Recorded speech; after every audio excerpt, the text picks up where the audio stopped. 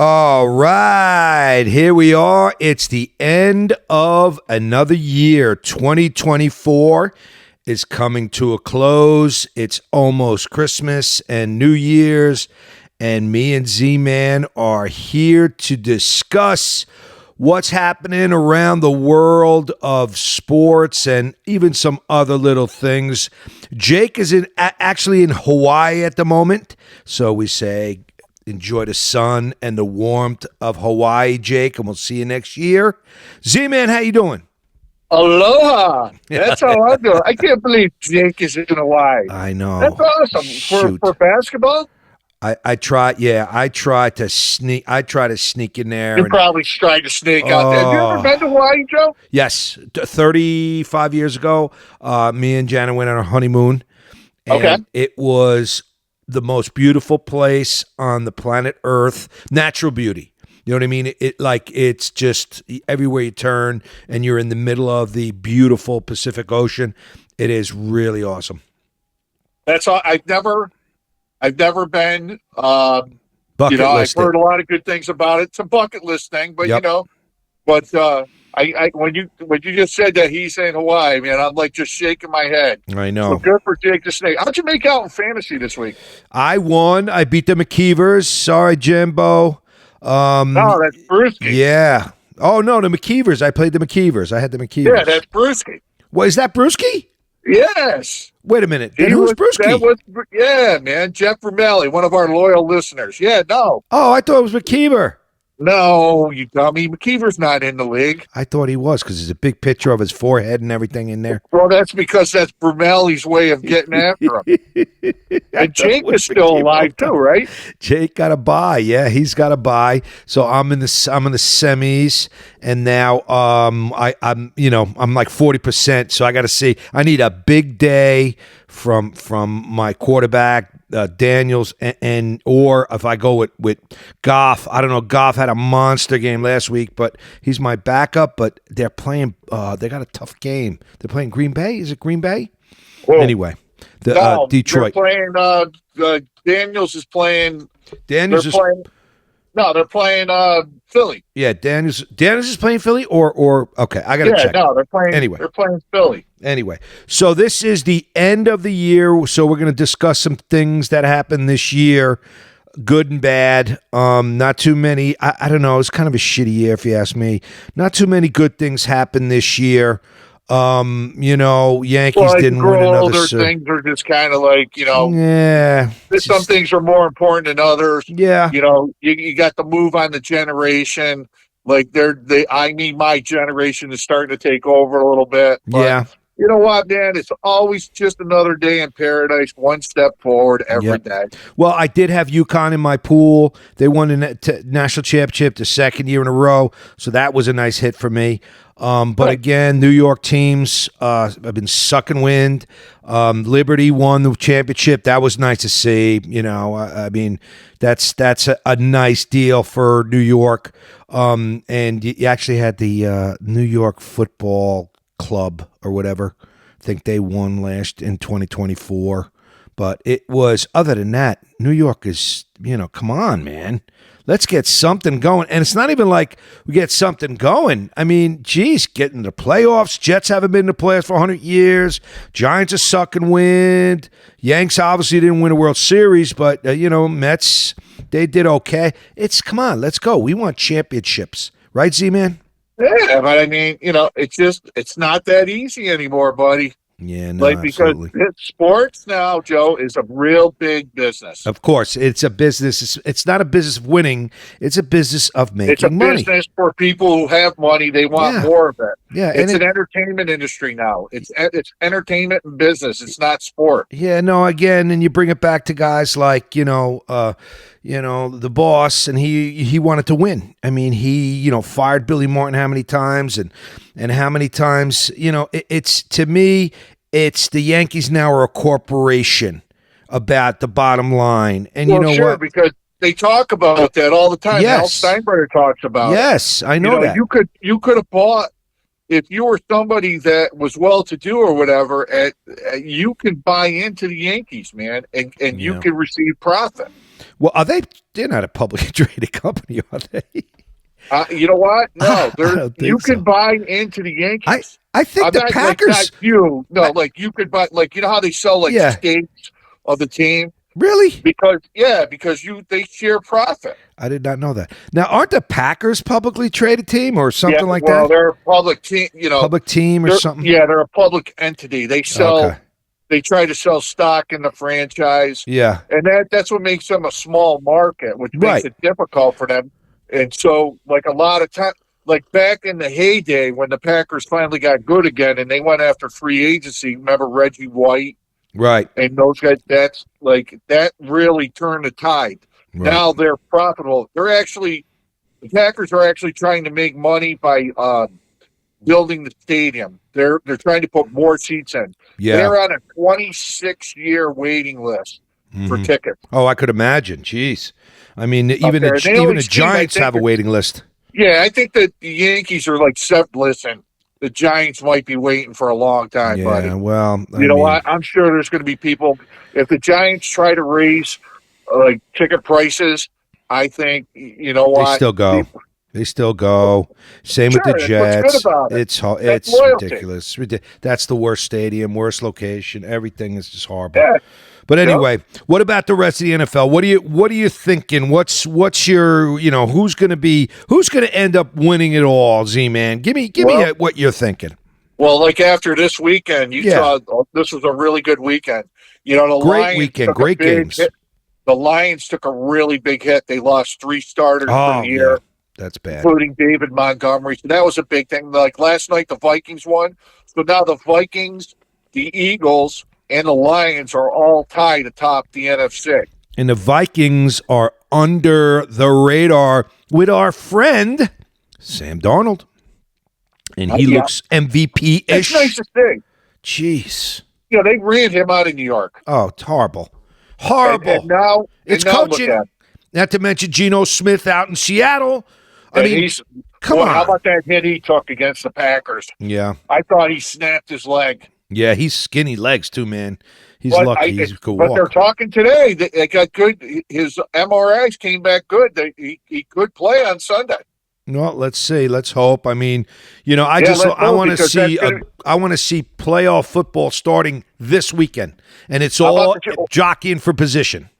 How about this weekend? Yeah. You can't ask for better football, both college and pro. That's right. You got a game.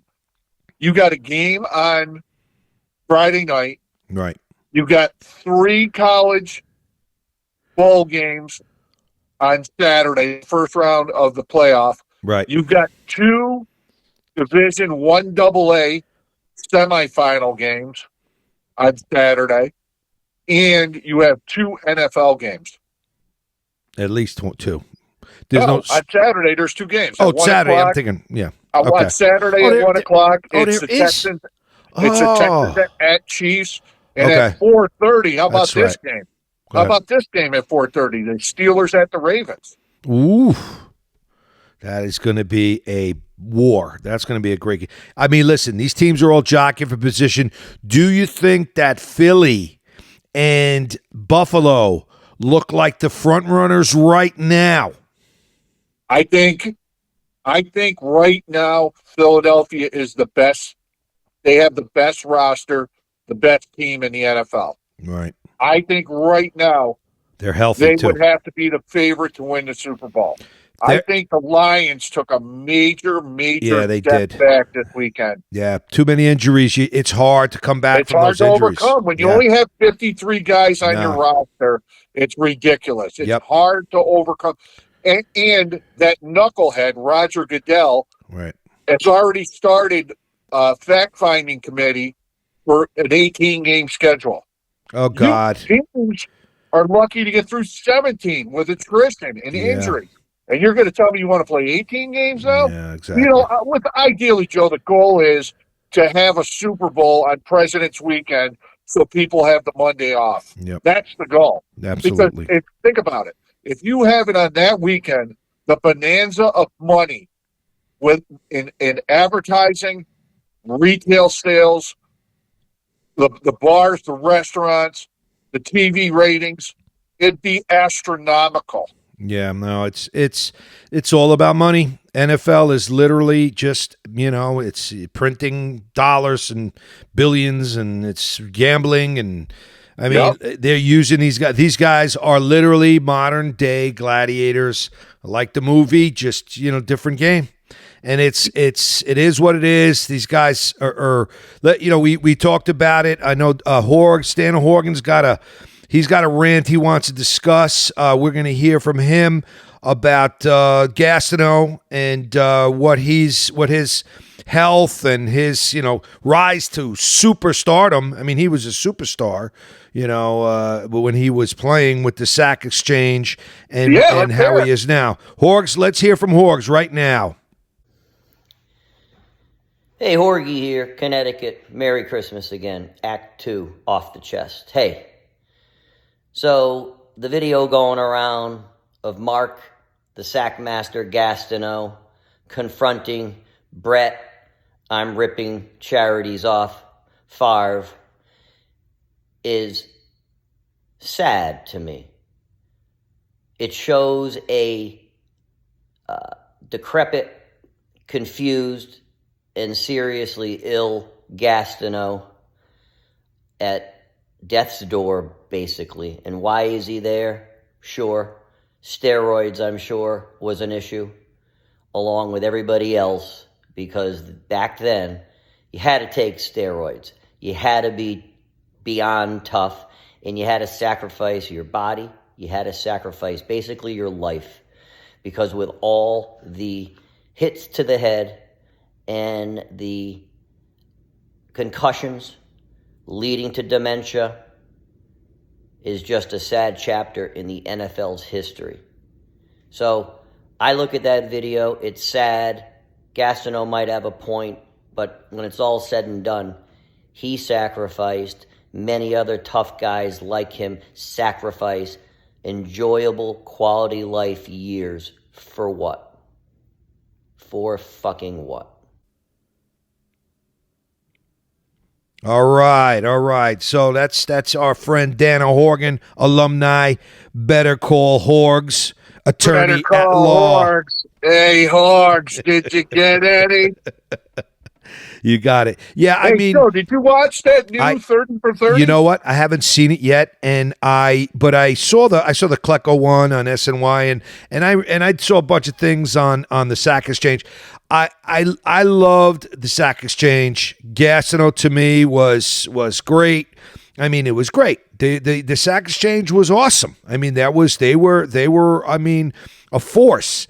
And Gastineau, as a matter of fact, Gastineau was a superstar at the time for a little while. Bridget Nielsen, I think, was his girlfriend, as a matter of fact. And then he kind of fell out of stardom, and he used to hang out in a bar in Dobbs Ferry, Double Days, by the way. I think I saw him there once, as a matter of fact. Really? Yeah, he used to hang out in Double Days. I got to tell you, Joe, so if you haven't seen it, yeah. If you haven't seen it, everything that you just talked about, right, is in this documentary. Yeah. I got to tell you, two of the greatest things I believe in sports television have come during our time, like our generation time. Yeah. The first thing is the red zone. Oh God, yeah. Whoever figured this out has got to be in the Broadcasting Hall of Fame. Absolutely. Because the red zone is the greatest thing ever invented. I wish I could have invented the red zone. I mean, yeah, it is. That's all I watch now. I don't even watch the games. Red zone.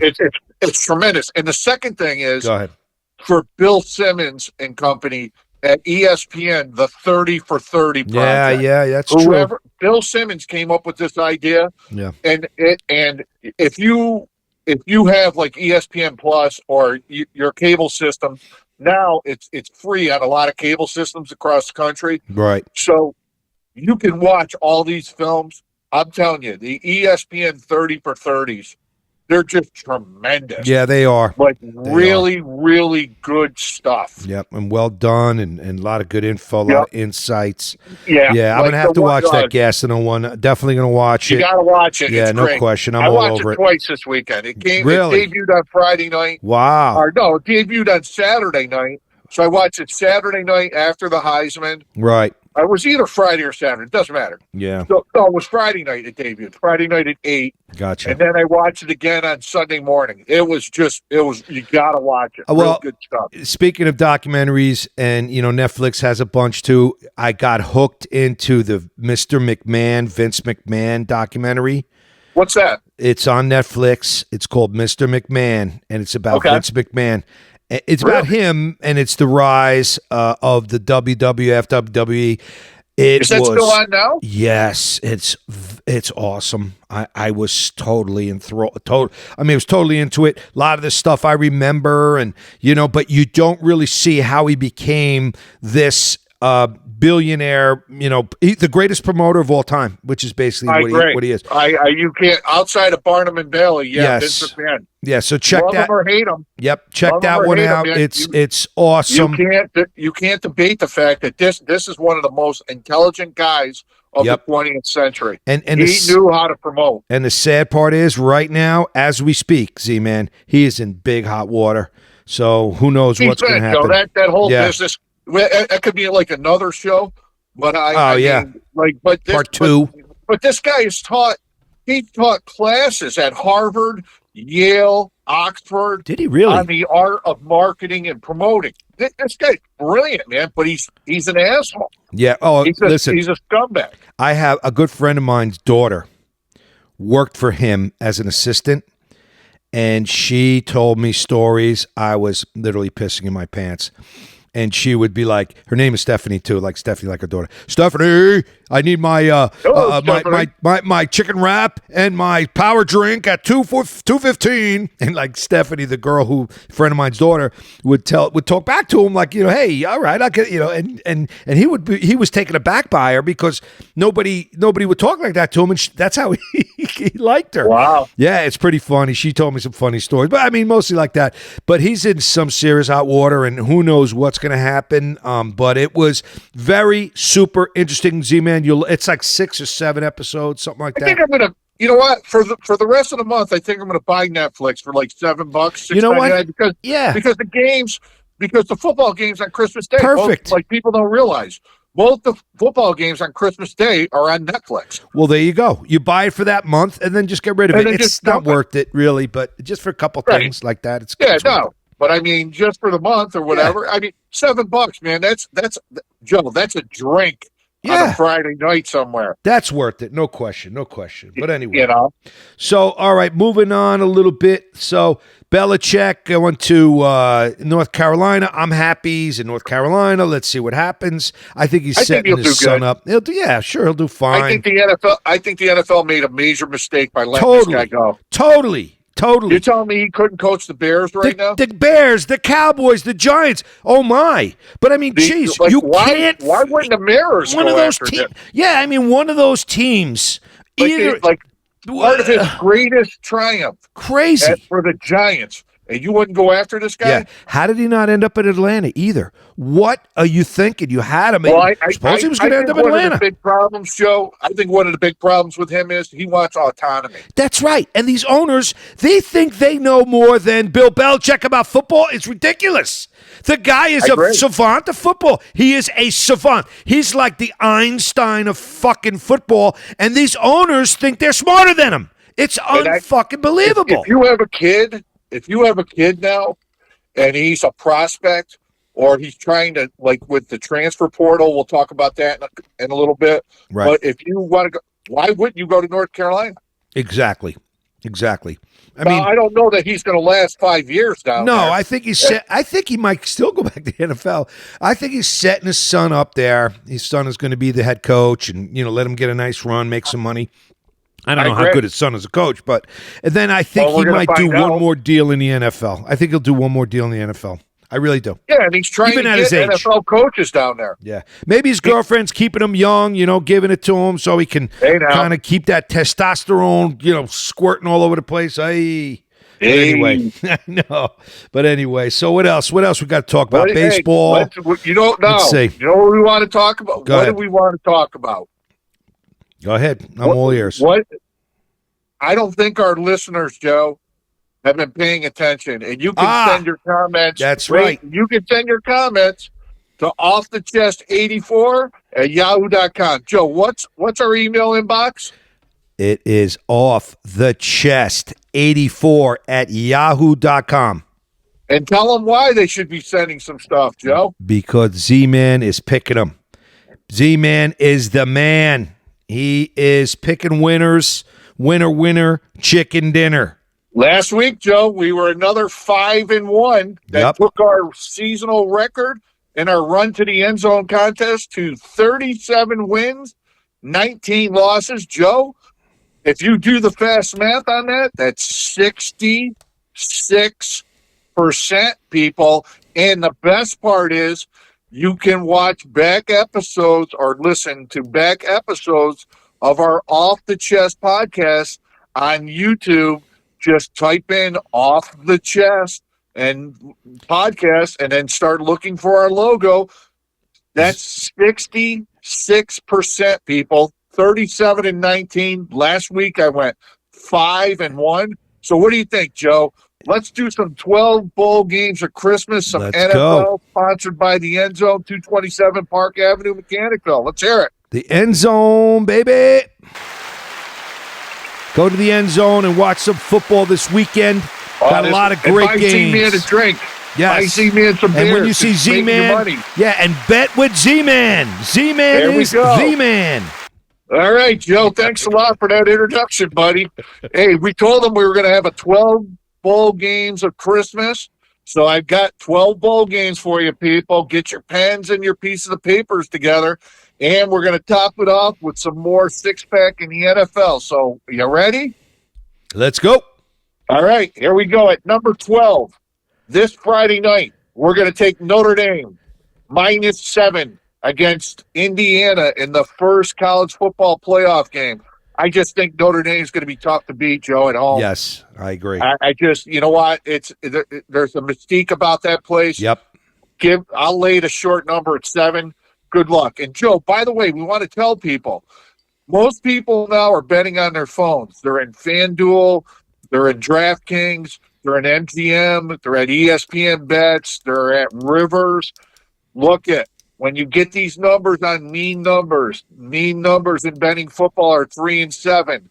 If you're going to take the underdog, get that to 3.5, 7.5. If you're going to take the favorite, try to get it to 6.5. It's going to cost you more money, 6.5 or 2.5. But you know what? You're going to hedge your bet. And we're giving you these numbers on a Tuesday night. Right. So don't yell at us on Friday if these numbers change, because our crack executive producer, Maurice Mo Lapine, will try to get this out there as fast as he can for you. Yes. He's doing a great job with our graphics. And, he is doing a great job. We love you, Mo. Although he's retired, he does get a little busy. If it's snowing up there, he'll be shoveling snow. So give him a break. So there you go. So back on the track now at number 11 bowl game, we're going to take SMU plus the points against Penn State and another CFP football game. I just think that SMU is underrated, Joe. Nobody wanted them in the playoff. They wanted Alabama. Yeah. Well, you know what? Now we're going to find out why SMU is in. Yeah. They're an 8.5-point dog on scores and odds today. Give me the 8.5 in SMU. At number 10, we're going to take the Clemson-Texas game in the CFP playoff on Saturday to go under the posted total of 52 points. Joe, in a college football game, 52 as a total is low, especially in one of these games. You know what? Clemson started the year in the top 10. They fell out of sight, out of mind. Everybody's loving Texas. You know what? We'll take the under 51.5, 52. And we're also going to take the plus 12 with Clemson. Give me all the underdogs in this weekend's opening CFP. Because at number 9, give me Tennessee plus 7.5 at Ohio State. It's speed over power. The SEC's got speed, and speed always kills, Joe. So I'll take Tennessee all day long, 7.5 against Ohio State. Dog day afternoon, baby. All day afternoon. All right, at number 8, give me San Jose State -3 in the Hawaii Bowl on Christmas Eve against South Florida. Just because it's Christmas Eve, I've been giving you guys presents all year. Here's another one to drop in your your stocking. Take San Jose State -3. They have the nation's #1 wide receiver. Should have won the Biletnikoff Award over Hunter, who won the Heisman, but it doesn't matter. I'll take San Jose State -3. At number 7, give me Rutgers +7 in the rate ball. That's on the day after Christmas.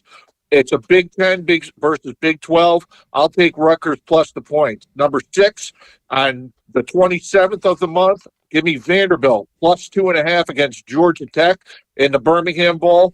Georgia Tech's quarterback's probably going to opt out for the pros, so give me Vanderbilt in an upset +2.5. At number 5, in the Liberty Bowl, Memphis, Tennessee on the 27th, I'll take Arkansas -1 against Texas Tech.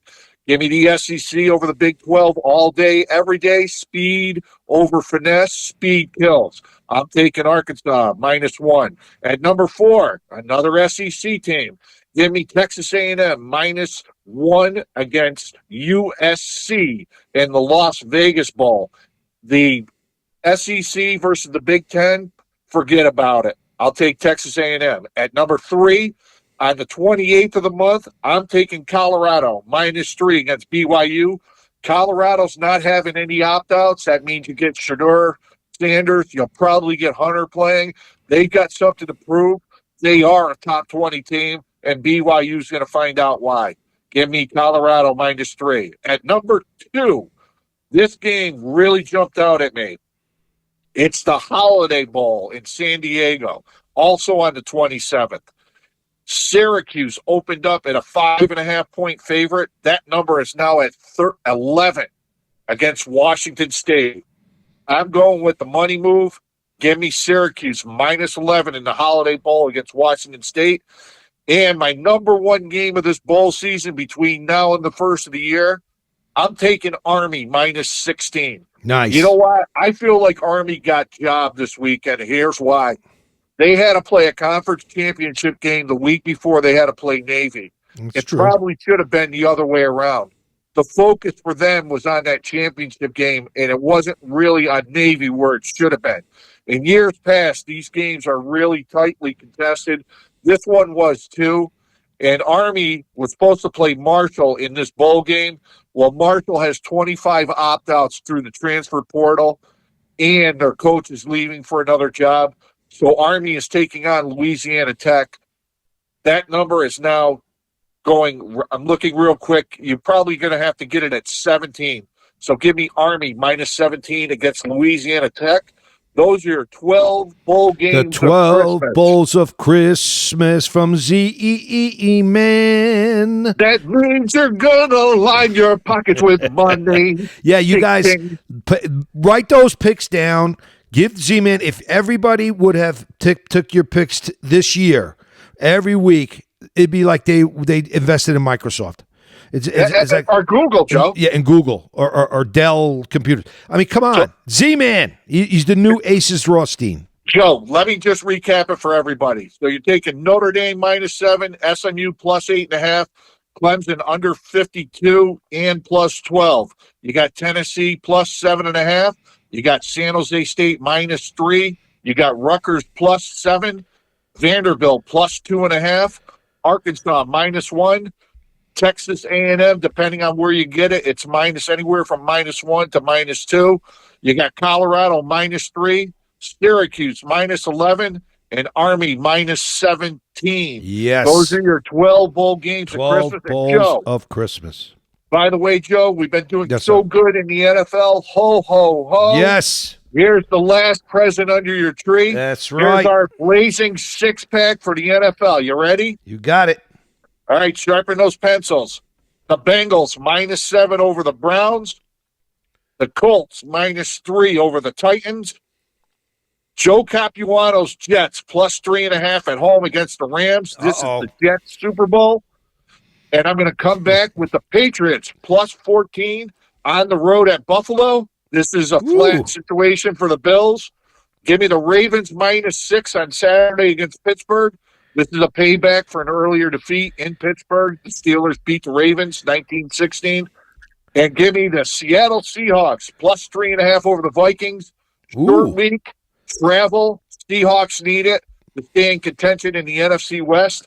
Give me the Seahawks plus 3.5. And I guess Geno will be healthy.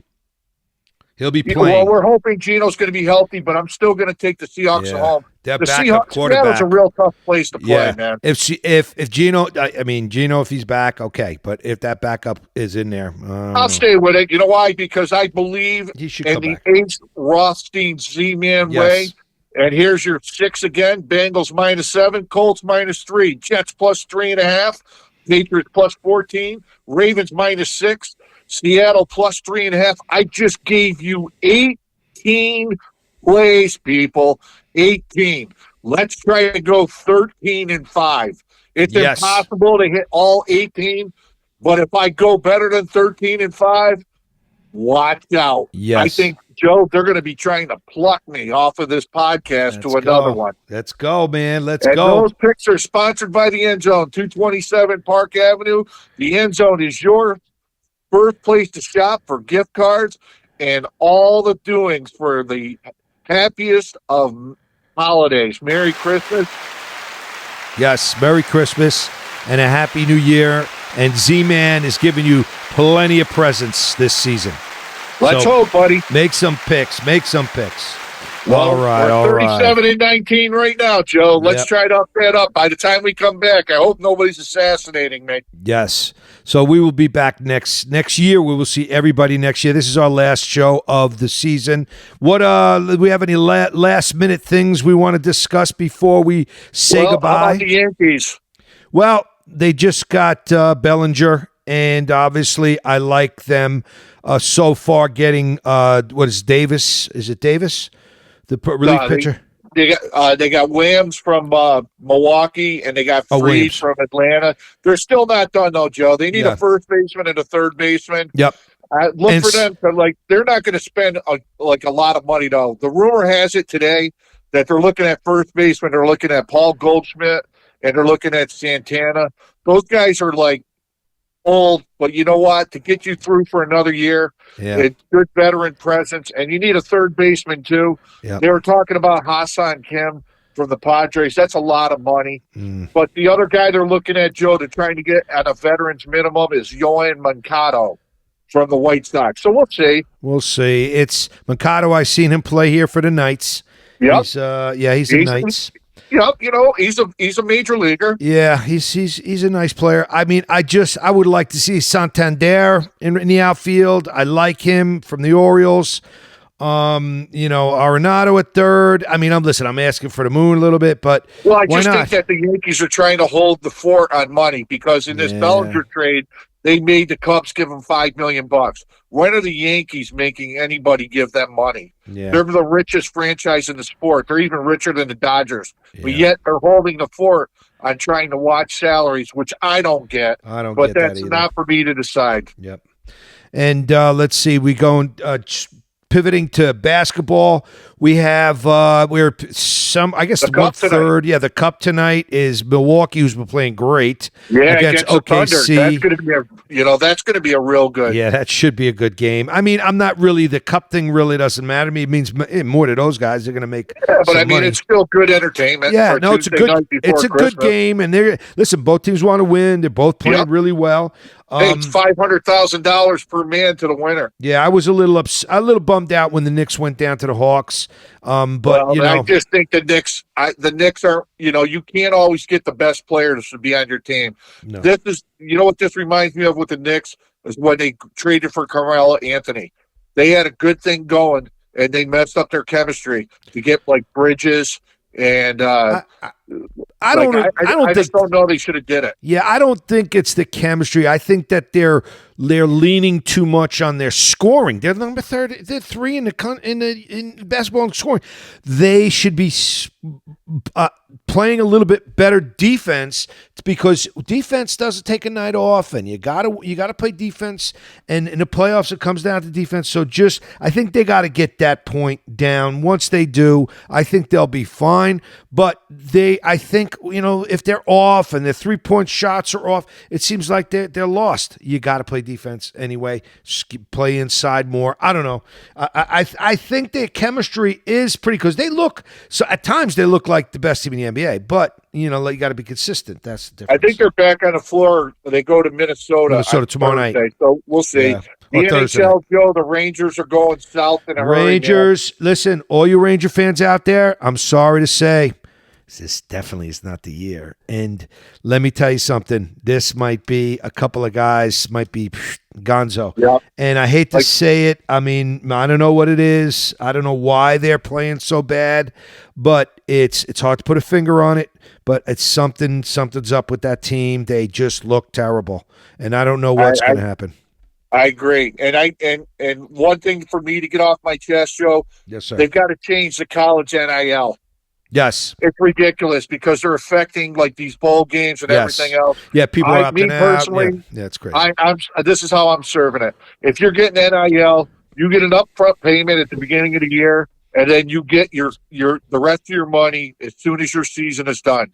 When your team is finished, the last game they play, you get your money. Yeah. Stop giving these guys this big money and then having them like take off and go wherever they want to go. It's going to ruin the game. Yeah, it hurts the fans. I mean, they want to see a good, but look what happened in Florida State last year. And come on, these guys got to play the games. And, it's terrible. But anyway. They got to figure something out. And please change the kickoff rule in the NFL. That's horrible, too. And, speaking of that, the other night I'm watching the game, and it's like they're going to what game was it? It was the Buffalo-Detroit game when they were going to they're going to onside kick. The whole idea of the onside kick is, all right, granted, you have to have some kind of surprise. And we're lined up for come on. So a running back or a wide receiver gets the ball and he runs back for a touchdown. Stupid. Just go back to the regular kickoff. I mean, it's just it takes away the onside kick by surprise. I agree. What else you got? That's it. That's it for me. I mean, I'm pretty much. You know what I'd like to tell you though? Yes, sir. I went to a record store today. Nice. I actually went to a record store. I still have my vinyl. To look for some vinyl. I still have my vinyl balls. Yeah, Do you really? Yeah, man. I got all my vinyl. I got my vinyl from Oswego. That most of this vinyl I've had, not most, but a lot of it was up at Oswego. So I mean, I still have it. I mean, I would never get rid of my vinyl. I'm not getting rid of my vinyl, Joe. Yeah, but it's hard to find vinyl. Yeah, it this is. Store had some good stuff, but I mean, you know what? It's crazy because most of it is like secondhand, and like they want everybody wants something for nothing. Yeah, no, I know. Like I was looking at some vinyl today. They wanted $25-$30 for it. Yeah, I'm like, even when you were buying vinyl, man, it was like $12. I'm not spending $30 for that. I know. But it was pretty cool though. Yeah, no, I love my really vinyl. Good day. I still got CDs too. I got all that shit. I felt like Ferris Bueller's Day Off. Yeah. Like I went to the record store. ZMan goes to the record store. Nice. It's like the wheels on the bus, Joe. You know what? They go round and round. Exactly. That's what happens in my head. Exactly. Well, anyway. All right, everybody. Thanks for listening. And this is our end of the first year of hopefully many of Off the Chest. Thanks for everybody for listening. Please have a merry and a happy and all that fun stuff, safe, all that stuff, and write us and email us. Tell us what you want to listen to. Joe. I want to give a big shout out to you and Jake. Merry Christmas and Happy New Year to you guys. I want to give a real big shout out to our executive producer, Maurice Mo Lapine. Yes. Without you, Mo, we'd be a little lost. Absolutely. So thank you for everything you do. I want to give a big shout out to all our Oswego buddies that actually spend the time to listen to us crazy nuts. Yes. Give them stuff. So thank you very much, guys. Yep. Merry Christmas and Happy New Year to all you guys. Yep. And same to all our listeners in my area up in the 518. Yep. I appreciate 914 and a 718 and a 516 and all of New York. I appreciate Scotty Rinaldi and Larry Grayson at the End Zone. And don't forget, people. That's right. End Zone. We love to hear from you. Absolutely. We love to hear from you. Off the Chest 84 at yahoo.com. Once again, that's Off the Chest 84 at yahoo.com for anything you want to tell us. Today was a good show, Joe. I love you, man. It was a scatterbrain show. We got a lot of stuff in there. And once again, Merry Christmas to you and yours. You too. Merry Christmas all out there. Happy New Year. And we'll see you next year.